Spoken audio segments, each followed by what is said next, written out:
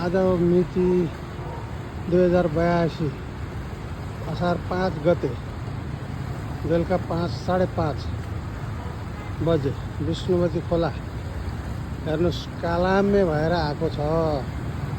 त्यस्तो पानी कहिले पनि आएको थिएन। यो हुनुपर्छ जहाँसम्म लाग्छ मलाई।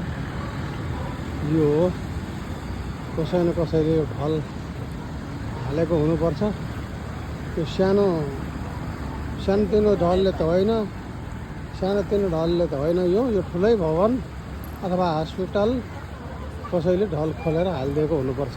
एकदम कालो पानी छ हेर्नुहोस्। यो पुरा गनाएको छ, कसले ढल खोलेर हालिदियो।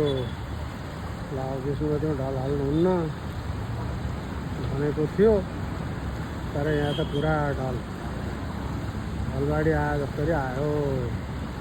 मास्तिर अलिअलि पानी पनि परेको थियो, यही मौका सोधेर ढल खोलेर हालिदिएको हो। त्यो हो कसो हो ल।